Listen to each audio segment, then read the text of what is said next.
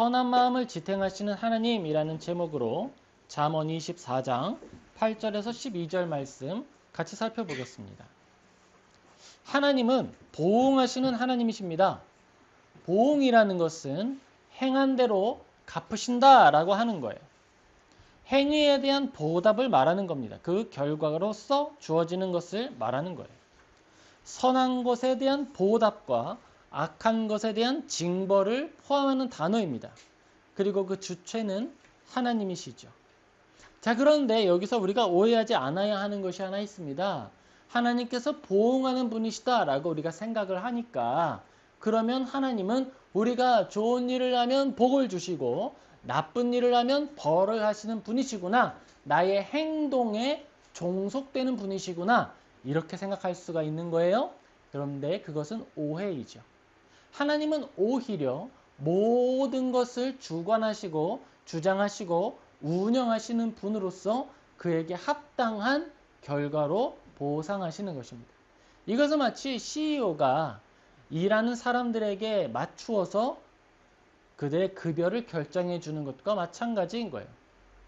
그들의 행동에 따라 급여를 다르게 주고 그들에게 적절한 휴가 또는 체벌, 징계를 주는 것을 그의 행동이 CEO가 직원에게 종속되었다 말하지 않죠. 오히려 CEO는 적절한 상과 벌을 통하여서 이 기업을 그가 원하는 방향과 기업의 존재 목적을 따라 운영한다라고 표현을 하는 것입니다.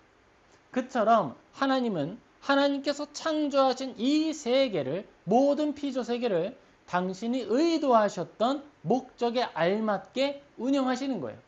운영하시는 도구로서 사용하시는 것이 눈에 보이는 모든 것들과 눈에 보이지 않는 모든 것들이 포함되는 것입니다. 눈에 보이는 모든 것들로서는 사람, 역사, 이야기들, 살아낸 삶의 모든 형태의 눈에 보이는 조직들이 포함되죠. 눈에 보이지 않는 것들은 무엇이 있을까요? 수학적 원리들, 물리적 원리들, 세상을 지탱하는 보이지 않는 원리들, 그리고 영적인 것들, 그리고 우리의 마음에 속한 것들, 우리의 경향성들, 그런 것들이 포함됩니다. 하나님은 그 모든 것을 의도하시고 배치하시고 그것을 통하여서 우리에게 상을 주시고 벌을 주실 수 있는 분이다라는 거예요. 하나님은 모든 일들을 통해서 마음의 방향을 지도하시고 사람을 그의 뜻에 알맞은 길로 나아가게 하십니다. 이것을 하나님의 경륜이라고 부르는 거예요.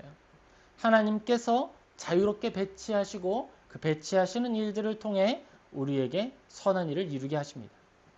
어떤 사람에게는 강한 의지를 주시고 강한 의지를 사용할 수 있는 험난한 환경을 의탁하십니다.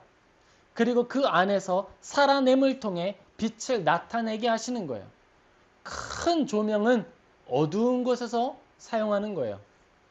어두움을 밝게 비추어서 그 안에서 빛의 역할을 감당하게 하는 것입니다.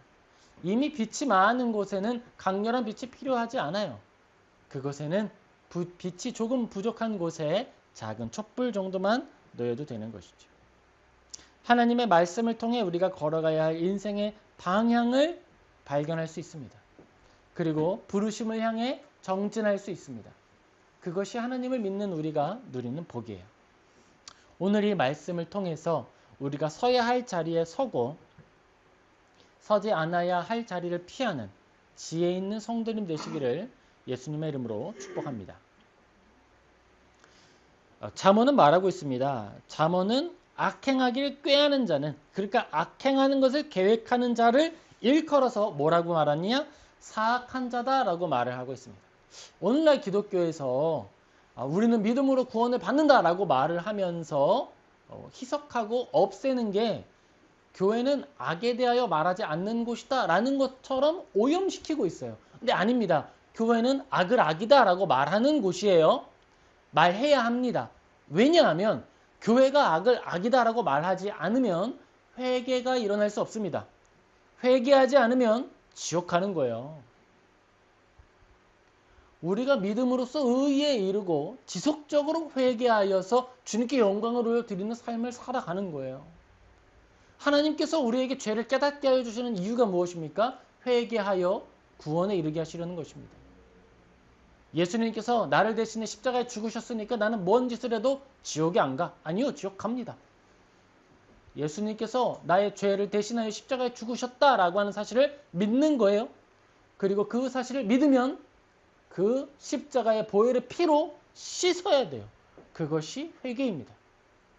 주님, 용서해 주세요. 저는 죄인입니다. 그렇게 고백하고 죄를 씻으며 나아가는 것입니다.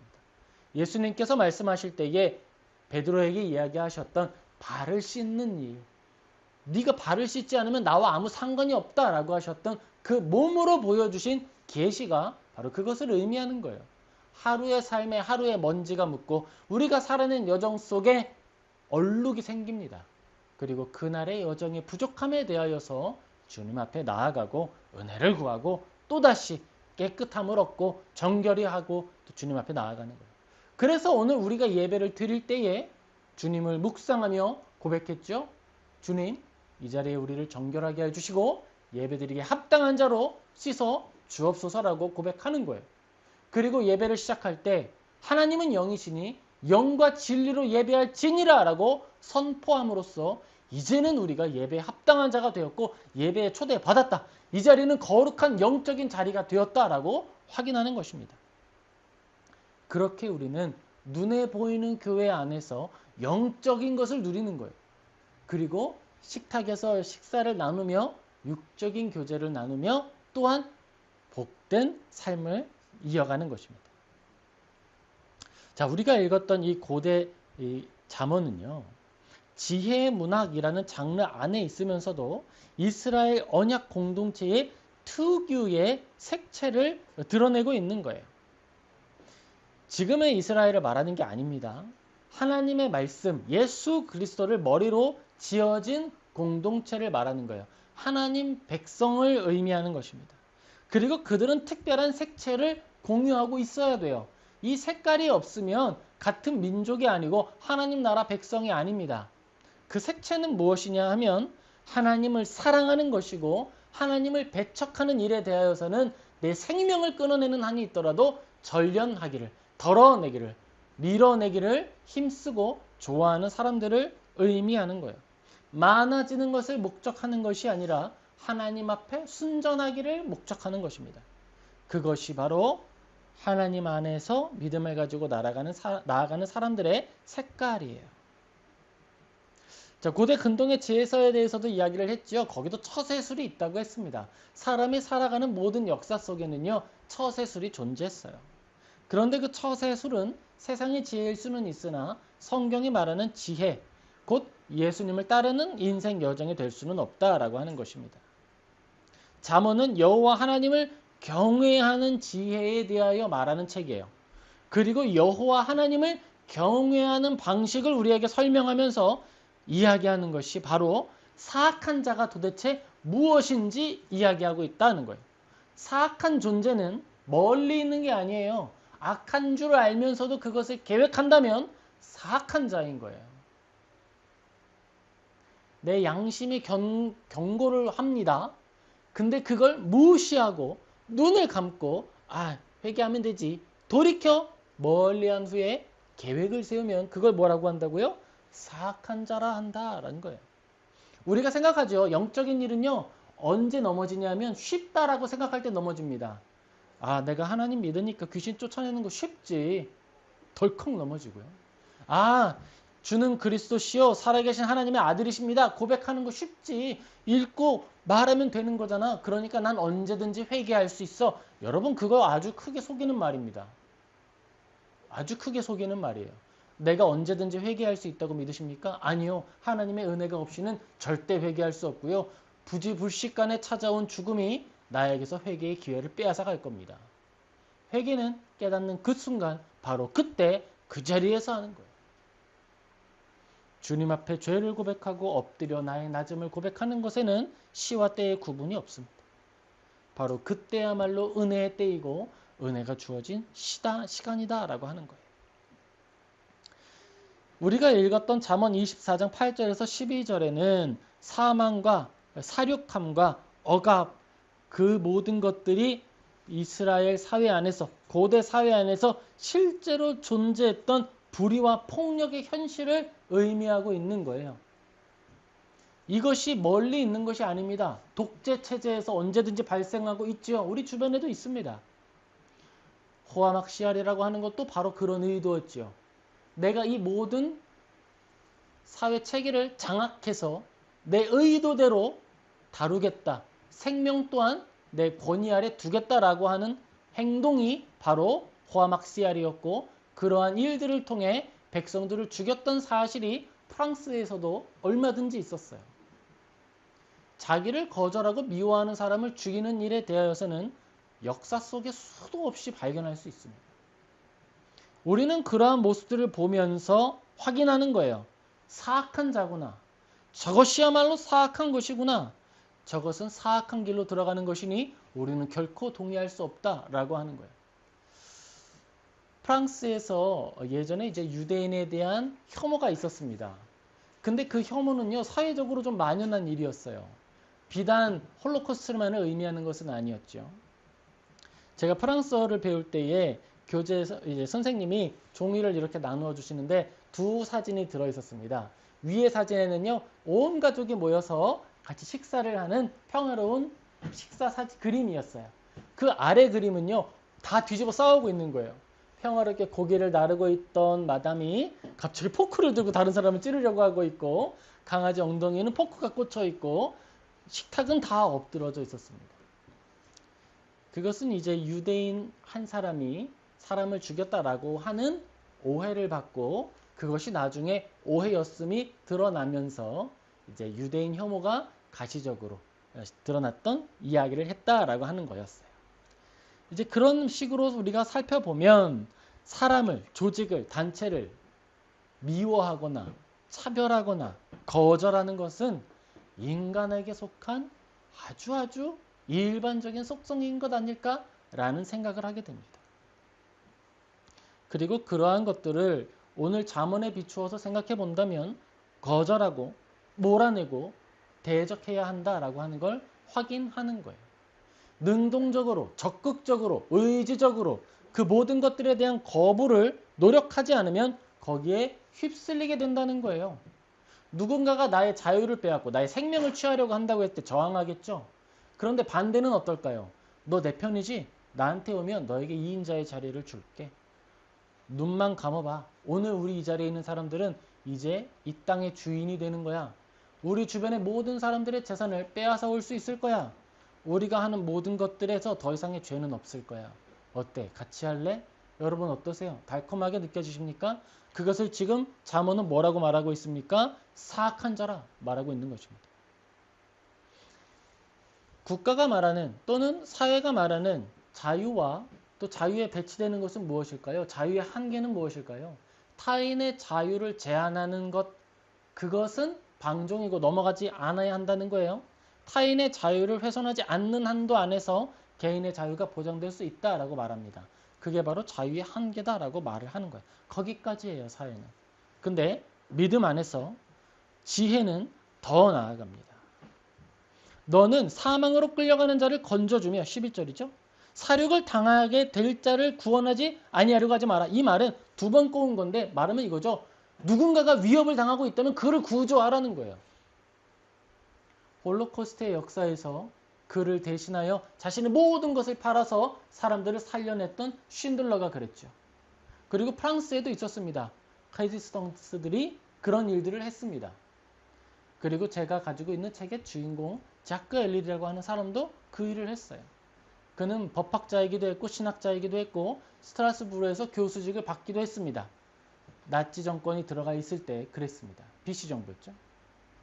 그때에 그는 정부를 비판하는 연설을 교수 취임식에서 했고 잘렸어요. 생명의 위협을 받았고 하지만 그는 저항하기를 멈추지 않았습니다. 그가 죽은 후에 그가 구조했던 유대인의 여러 일들이 드러나게 되었고 그는 이스라엘로부터 이스라엘의 별이다 라고 하는 호칭과 함께 또 상을 유족들이 받게 되기도 했습니다. 오늘 말하는 성경은 그 일을 말하는 거예요. 누구든지 사망으로 끌려가는 자가 있다면 건져주어라. 사륙을 당하게 될 자가 있다면 구원해라 라고 말하는 거예요. 우리에게 말하고 있는 거예요. 그것이 무엇이다? 그것이 바로 선한 것이다. 그것이 지혜다. 영원한 생명으로 나아가는 길이다 라고 말하고 있는 것입니다. 잠언 24장 11절과 12절의 구조는 거의 평행을 이루고 있는 거예요. 마태복음 25장에 나오고 있습니다. 그리스도께서는 무엇이라고 말씀하십니까? 작은 자 하나에게 한 것이 바로 나에게 한 것이다.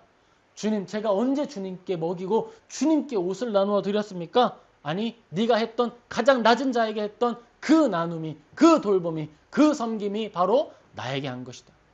너는 나를 먹였고 나를 돌보았다. 그러니 이제부터는 내가 너를 돌보고 내가 너를 먹일 것이다. 이것이 바로 하나님께서 말씀하시는 행위의 보응이라는 거예요. 각 사람의 행위대로 보응하시리라 라고 하는 선언은 옥에 갇힌 자를 돌보는 하나님의 사랑으로 표현되는 것입니다. 우리는 이 땅 가운데 죄와 함께 잠시 머물러 있는 거예요. 그래서 우리가 의로운 것을 바라더라도 잘 볼 수가 없어서 억울한 일을 당할 수 있어요. 그런데 억울한 일을 당하는 우리에게 있어서 보응은 다른 의미로 다가옵니다. 여러분 어때요? 보응 그러니까 약간 복수, 약간 이런 느낌이 들면서 부정적 어감이 들죠. 그런데 이 보응이라고 하는 것을 우리가 처한 상황에 비추어 보면 어떨까요?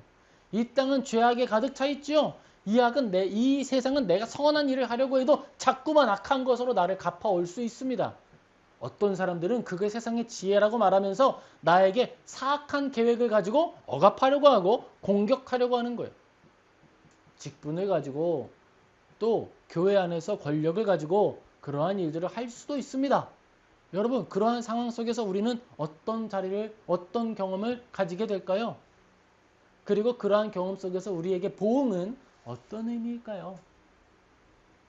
우리가 어두운 세상 속에서 정의로운 마음을 가지고 사랑의 마음을 가지고 선한 마음을 가지고 나아가면 반드시 어려운 일이 함께 찾아올 거예요. 그런데 그런 삶 속에서 하나님의 보응이 우리에게 찾아올 겁니다. 그 보응은 나의 눈물을 닦아주시는 그리스도의 손길, 나의 억울함을 풀어주시는 하나님의 선한 의지, 공의로운 판결, 내가 눈물을 흘렸던 그 모든 것들에 나의 명예를 회복시켜 주시는 하나님의 위대한 판결로서 주어지게 될 거예요. 우리의 억울했던 마음은 시원해지고 흘렸던 눈물은 닦아지고 영광의 면류관이 씌워질 것입니다. 그것이 우리가 걷는 나그네 여정이다 라고 하는 거예요. 하나님께서 우리에게 주신 이 믿음의 삶은 헛된 것이 아니고 또한 허구적인 것이 아니에요. 추상적인 것이 아닙니다. 지극히 현실적인 것이고 아주 우리의 오늘에 뿌리 내리고 있는 거예요. 8절에서 말하는 말을 우리가 다시 한번 곱씹어 보면 좋겠습니다. 악행하기를 꾀하는 자를 사특한 자라고 하느니라, 사악한 자라고 하느니라. 죄의 본질은 행위 이전에 의지와 계획의 방향성으로 규정된다라고 성경이 말하고 있는 거예요. 계획을 했지 이루지 않았거든요. 악한 일을 꾀했지 그것을 실행하지 않았어요. 그러나 계획한 것만으로 이미 판결되었다라고 하는 거예요. 사악한 자로서. 마음으로 범죄하니 그것이 곧 이미 이루어진 죄다라고 하는 거예요. 십계명도 마찬가지입니다. 십계명도 죄에 대해서 이야기하죠. 그런데 십계명이 말하는 죄는 마음에 있는 내용을 그 자체로 벌써 죄로 여기게 됩니다. 그러므로 우리가 해야 하는 회개의 영역도 거기까지 포함이 되는 거예요. 그렇게 우리는 하나님을 바라보며 하나님을 의지하며 살아간다라고 하는 거예요. 살아가야 한다라고 하는 거예요. 여기에서 나타나고 있는 단어 다른 것이 있는데 9절에 미련한 자라고 하는 말이 있죠. 미련한 자의 생각은 죄다. 거만한 자는 사람에게 미움을 받는다. 근데 여기서 말하는 미련함이라고 하는 단어는 지식의 결핍을 말하는 게 아니에요. 지식의 결핍으로써 죄가 벌어지는 것은 안타까운 현실이죠. 그것은 안타까운 현실인 거예요. 그들에게는 선택지가 없는 거예요. 인간은 본래 선택지가 없는 것입니다. 그런데 하나님의 말씀, 잠언이 우리에게 주어짐으로써 선택지가 생긴 거예요. 악한 것이구나 라고 하는 걸 알게 되었고 알게 되었으니 그것이 지성에 새겨져서 판단할 수 있게 된 거예요. 그러므로 우리는 이제 자유가 생긴 겁니다. 나의 자유로운 의지를 따라 죄를 범하든지 자유로운 의지를 따라 죄와 싸우든지 두 상황 가운데 설 수 있게 된 거예요. 그것이 의지가 회복된 것입니다. 아우, 하나님은 죄와 맨날 싸우래. 근데 싸울 힘은 잘 안 주시는 것 같아. 힘들기만 하고 믿음은 왜 이러는 걸까? 아니요, 여러분. 의지가 회복된 거예요. 그래서 비로소 우리는 알게 된 거예요. 아하, 우리가 타락했구나. 타락했구나 라고 하는 걸 그때 깨닫는 거예요. 그래서 뭐가 필요하다는 거예요? 십자가에 흘린 예수 그리스도의 보혈의 피가 나에게 매 순간 필요하고 나에게 매 순간 주어져야 하는구나를 깨닫는 것입니다. 그것이 우리의 상황이기 때문입니다. 미련함은 지식의 결핍을 말하는 것이 아니라 하나님 경외하는 그 지혜를 거부하는 영적인 어리석음입니다. 그렇게 생각하니까 이 문장 자체가 좀 다르게 읽어지죠. 알지 못했기 때문에 연약한 죄를 짓는 것이 아니라 죄인 줄 알면서도 그것이 죄인 줄 알면서도 여러 가지 이유와 여러 가지 변명을 붙여서 거절하는 거예요. 아, 하나님 오늘 회개 안 하고 내일 할게요. 그래도 효과는 똑같잖아요. 똑같아요. 회개는 효과가 똑같아요. 제일 좋은 회개가 그러면 죽기 전에 호흡이 깔딱깔딱할 때 마지막 호흡으로 죄송합니다. 이렇게 죽는 게 가장 지혜로운 걸까요? 아닙니다. 그럼 비참한 거죠. 왜일까요? 하나님 앞에 매 순간 회개함으로써 우리는 영광을 누릴 수 있기 때문에 그렇습니다. 회개하고서 죄를 지어야 자유로운 걸까요? 아니요. 자유로운 의지를 가지고 선한 모습으로 살아낼 수 있어야 진짜 자유롭고 진짜 영광스러운 거예요. 그게 좋은 거예요. 사악한 자들이 계획을 세우고 넌 내 편 아니니까 너에게 있는 걸 다 뺏어갈 거다. 너의 명예, 너의 자랑, 너의 직분 다 가져가겠다. 다 뺏기더라도요. 예수 그리스도의 이름을 빼앗기지 않았다면 그것으로 영광스러운 겁니다. 그걸 깨닫는 게 지혜입니다. 그걸 누리는 게 그 즐거움을 누리는 게 영광입니다. 그리고 그러한 즐거움과 그러한 영광을 선포하는 것이 예배입니다. 그리고 그러한 영광을 서로 자랑하는 것이 공동체입니다. 그것이 교회입니다. 우리는 교회로 모인 사람들이에요. 우리는 하나님을 의지하면서 나아가는 거예요. 하나님께서 우리를 지키시고 돌보신다라고 하는 것에 위안과 평안을 얻는 사람들입니다. 10절은 말합니다. 네가 만일 환난 날에 낙담하면 너의 힘의 미약함을 보임이라 라고 말하죠. 자, 그런데 여기에서도 이 말의 의미를 조금 더 생각해 볼 것이 있어요. 이것은요, 단순히 내가 연약해서 내가 회개를 1년에 365번 넘게 했는데 도저히 죄가 떨어져 나갈 기미가 없어서 이제는 좀 포기합니다 라고 하는 마음의 지침이 아니라 이것은 하나님에 대한 신뢰를 포기하는 걸 말하는 거예요. 선하게 살아도 하나님은 지키지 않아. 선하게 살아도 하나님은 도와주지 않으셔. 내가 교회에서 쫓겨날 때 하나님은 어디서 뭐하고 계셨어? 이제부터는 아무렇게나 할 거야. 가? 아니라는 거예요. 그것은 무엇이다 라고 말하냐면 그것은 너의 미약함을 보임이다 라고 이야기하고 있는 거예요. 하나님에 대한 신뢰를 포기하지 말아야 한다라고 말하는 것입니다. 그리고 제가 여러분에게 강하고 담대하게 선포하겠습니다. 하나님은 결코 우리를 포기하지 않으십니다. 그러니까 하나님을 의지하세요. 하나님은 우리를 정말 사랑하십니다. 하나님을 의지하세요. 답이 보이지 않는 상황 속에 하나님만이 답이십니다. 하나님을 의지하세요. 그리고 공동체 안에서 나의 아픔을 쏟아내고 치유받으십시오. 하나님께서 우리의 마음을 붙드시고 신앙을 견고하게 하셔서 다시 한 번 더 선하게 살아낼 이유를, 그리고 내가 이 땅 가운데 선한 빛과 소금으로 살아가게 할 기회를 허락하여 주십니다. 이 본문 전체를 관통하는 핵심 주제는 하나님께서 보응하시는 이 보응의 원리가 세계의 운영 원리다라고 하는 거예요. 하나님은 변하지 않는 분이십니다. 그렇죠? 하나님은 변하지 않는 분이에요. 돌아가는 그림자가, 회전하는 그림자가 없는 하나님이십니다. 그 변하지 않는 하나님께서, 창조하신 하나님께서 종말을 예정하신 하나님께서 마지막 그날까지 우리를 운영하실 하나님께서 계획을 하나 가지고 계신데 그 계획은 보응의 계획, 선한 의지를 실현시킬 계획을 가지고 계시다라고 하는 거예요. 우리에게 이미 설계도를 주신 거예요. 자, 이 설계도 너에게 줄게. 너에게 이 답안지를 미리 줄게. 이제 어디로 갈지는 네가 결정해봐 라고 우리에게 주신 겁니다. 하나님께서 우리에게 답안지를 이미 주셨다라고 하는 거예요. 무엇을 선택할지는 우리에게 달려있다라는 겁니다. 그런데 프랑스에서는 조금 걱정되기는 해요. 워낙에 소신을 따라가는 나라이기 때문에 하나님께서 3번이 답이다라고 알려주셔도 제 소신에 있어서는 2번이 답입니다라고 쓸 수도 있을 것 같아요. 근데 하나님은 이미 답을 우리에게 알려주셨습니다. 하나님은 정의를 지탱하는 분이시며 보응하심으로 인해 불의한 고통 속에 사는 이들에게 위로가 되어주시고 연약한 이들을 향해 마음껏 불의를 행했던 자들을 심판하는 분이다라고 하는 걸 알려주시는 거예요. 그리고 우리에게 보여주실 것입니다. 하나님께서 심판하실 때는요. 조사기관의 조사가 필요 없습니다. 악인들의 변명을 듣지도 않으세요. 왜일까요?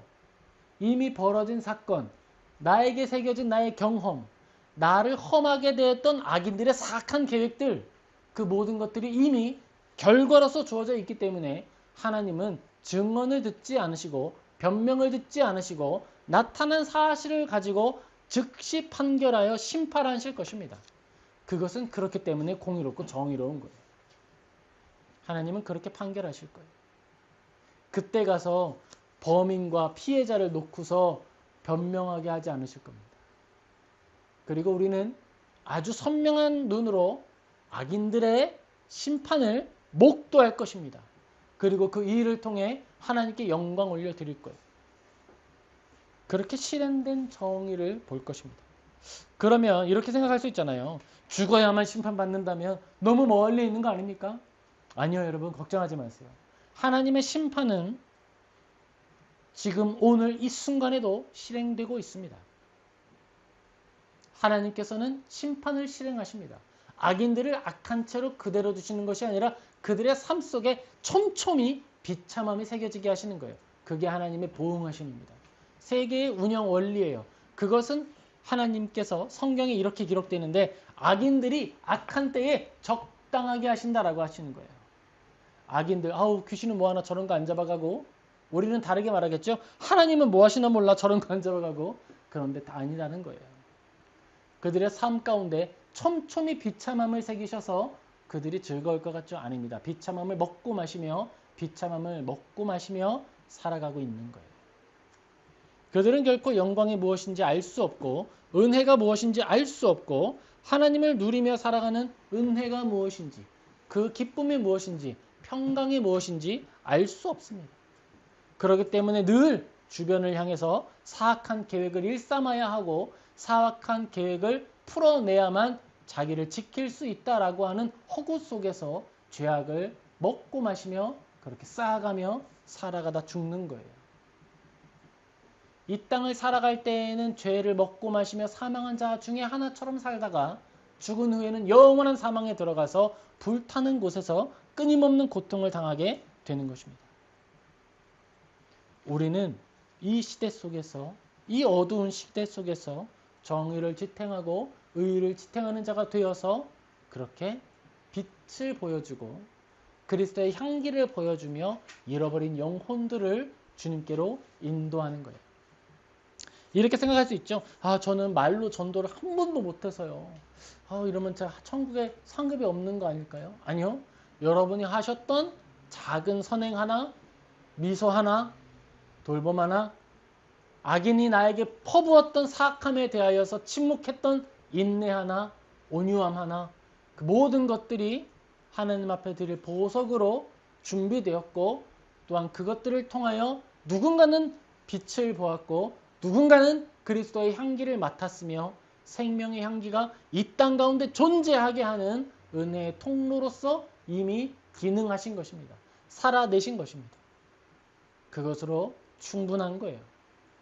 여러 말로 예수님의 이름을 전한다라고 하며 죄를 짓는 것보다 침묵하고 인내하며 주님의 이름을 살아내려 애쓰는 것이 더 탁월한 복음 전파일 수 있어요.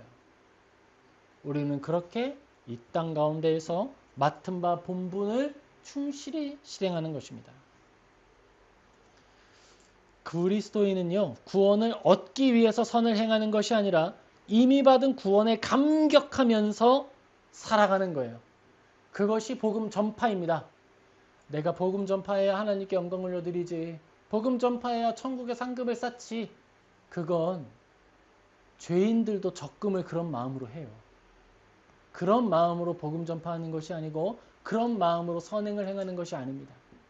내가 받은 이 은혜를 어찌하면 좋을꼬, 그 마음으로 한 번 섬기고 한 번 살아내고 예배를 사모하고 주님을 사랑하는 마음으로 그렇게 나아가는 거예요. 바로 그때 하나님이 너의 마음을 받았다, 너의 예배를 받았다, 너의 삶을 받았다, 너의 인내를 받았다, 너의 고난을 받았다 선언해 주신다라고 하는 것입니다. 우리가 가지고 있는 이 성경을 따르는 신앙 전통 안에서 반드시 선행을 해야 하는 이유가 세 가지로 정리가 됩니다. 그것은요, 먼저 하나님께 감사하기 위해서 선행해야 하는 거예요. 하나님께 감사하는 이 마음을 내가 어떻게 표현할까? 나에게 악을 행하는 자가 있잖아요. 그때 어떤 생각 들어요? 똑같이 갚아줘야지. 눈에는 눈, 이에는 이. 갚아줘야지. 아니요, 여러분. 나 같은 죄인을 용서하셨잖아요. 그러니까 저런 죄인도 우리도 용서하는 연습을 하는 거예요. 그래서 용서는 못하더라도 침묵함으로 입술로 죄 짓는 걸 안 하는 거예요. 똑같이 달려들어서 가르쳐주고 싶어도 인내함으로써 은혜를 살아나게 하는 거예요.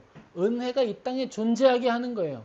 그것이 우리의 역할입니다. 무엇을 위해서? 감사함을 드러내기 위해서. 우리가 선행해야 하는 두 번째 이유는 무엇일까요? 하나님의 영광이 우리 안에 나타나게 하기 위해서 그런 겁니다. 내가 인내할 때 하나님의 영광이 지금 임재하는 거예요. 왜죠? 평화롭잖아요. 내가 인내함으로 평화가 주어졌잖아요. 그 평화는 하나님의 영광이 드러난 근거가 되는 거예요. 하나님의 영광이 내 안에 임재하니까 욱하는 내 마음이 수그라들고 평화가 찾아왔다. 이 평화가 바로 하나님께 올려드리는 우리의 예물이 되는 거예요. 봉헌이 되는 거예요. 헌금이 되는 거예요. 아, 나는 하나님께 헌금 드릴 게 없어서 큰일이네. 난 어쩜 좋지? 여러분이 흘렸던 침묵, 인내, 눈물, 그 모든 선한 것들이 모두 하나님께 올려드릴 예물이 되었습니다. 하나님이 말씀하십니다. 너의 모든 걸 다 주었구나. 너는 많은 걸 이미 주었다. 너의 상급이 크다. 바로 그거예요. 어떻게 하면 하늘 적금을 들 수 있을까? 천국 적금 어떻게 되는 거예요? 하나님, 천국 적금 그거 이율이 퍼센트가 얼마나 돼요? 어떻게 투자하는 거예요? 그런 거 묻는 것이 아니고 오늘 나의 삶으로 하나님의 영광을 어떻게 추구하고 어떻게 드러낼까? 라고 할 때 이미 하늘 영광을 추구하는 삶이 되는 것이고 하느님의 영광이 땅에 임재하게 된다라고 하는 거예요. 세 번째, 그리스도인이 선행을 반드시 해야 하는 성경적 이유, 그것은요, 그 열매로 인해, 선한 열매로 인해 나의 신앙의 확실함을 증언하고 나의 이웃을 그리스도께 이끌기 위한 거예요. 10마디 말로 복음 전하지 말고요, 하나의 선한 행동으로 복음 전하십시오. 그러면 미안해서라도 교회 한번 오는 거예요. 미안해서라도 복음 한번 들어주는 거예요. 예수님 이야기할 때 상대방은요, 영혼의 찔림을 느껴요. 그게 영적인 일이에요. 그래서 복음을 전하면 우리를 공격할 수도 있어요. 영적인 일이라 그래요. 예수님을 믿으려면요, 뭘 알아야 되냐면 내가 죄인이라는 걸 알아야 예수님을 믿어요. 그런데 친하지 않은 사람이 너는 죄인이다, 예수 믿지 않으면 지옥 간다 그러면 얼마나 그러겠어요. 최덕신 목사님이라는 분이 있어요. 제가 좋아하는 찬양을 만든 분이에요. 여호와 우리 주여 그의 이름이 어찌 그리 아름다운지요. 찬양 가사 너무 좋잖아요. 10편 18편을 가지고 만드신 찬양이잖아요. 그런데 그분은 복서래요. 택시를 탔어요. 그러니까 택시기사님이 그러시더래요. 목사님이시죠? 어떻게 하셨죠? 저는 딱 보면 알아요. 딱 택시기사님이 그러시더래요. 그러니까 이제 목사님이라는 거 아니까 딱 이야기하신 거죠. 근데 그분이 먼저 말을 딱 막더래. 아! 그런데 목사님, 저는 복음 전하지 마세요. 그러대요. 왜요? 저는 복음 안 믿으니까 복음 전할 생각 하지도 마세요. 딱 택시 기사님이 그랬다는 거예요. 그래요? 그러면서 이제 복서라 그러셨잖아요. 복서인데 이제 목사님 되신 분이라 최덕진 목사님. 택시 기사님 뒤에 딱 앉아가지고 그랬대요. 그럼 지옥 가세요. 그랬대요. 근데 막 화를 내다라는 거예요. 아, 왜 지옥 가라? 목사라는 분이 어떻게 지옥 가라 그러냐고. 아유, 복음 전하지 말라며요. 네. 그럼 지옥 가는 거예요. 지옥 가신다면서요. 가세요. 그렇게 복음을 전했다는 이야기를 들었습니다. 하나님 앞에서 우리가 복음을 전하는 여러 방식이 있지만 가장 좋은 방식은 선을 행하는 거예요. 그러면 그의 마음이 은혜 가운데 복음의 향기로 절여져서 우리가 전하는 예수 그리스도의 복음을 듣게 되는 거예요. 들어줄 마음의 여유가 생기는 거예요. 들어줄 이유가 생기는 거예요. 그렇게 우리는 생명의 단비에 옷이 젖듯 작은 분무기로 복음의 그 생명수를 뿌려주는 거예요. 그의 영혼이, 그의 마음이 언제 축축하게 젖게 될지는 아무도 모르죠. 그러나 누구도 생명수를 뿌려주지 않으면 그 영혼은 메말라 죽어가는 거예요. 그러니까 우리는 복음의 단비를 축축 뿌려주는 거예요. 사랑으로 섬기고 돌보난 후에 하는 것입니다. 성경을 따르는 신앙 안에서 우리는 하나님의 영광을 위하여, 하나님께 감사를 드러내기 위하여, 이 땅 가운데 하나님의 영광을 나타내기 위하여 선한 일을 행하는 거예요. 작은 선행이라도, 부족한 선행이라도 하나씩 해보려고 연습하는 거예요. 떨어진 껌을 줍는 것일 수도 있고요. 쓰레기를 줍는 것일 수도 있어요. 친구의 미운 행동을 한 번 참아주는 것일 수도 있어요.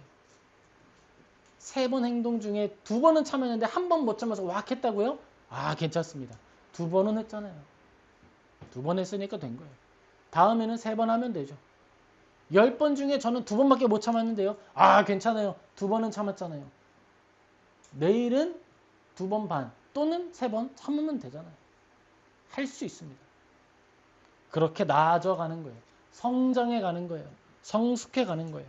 그렇게 하나님의 영광이 점점 내 안에 확대되고 확산되고 강화되는 거예요. 영혼의 근력이 커져가는 것입니다. 우리가 신앙생활을 오래 해야 하는 이유가 거기 있는 거예요. 참된 지식, 참된 신앙은 언제나 거룩한 사랑을 동반하고 있습니다. 그러므로 우리의 행동은 천박할 수 없어요. 천박함을 싫어하게 됩니다. 왜일까요?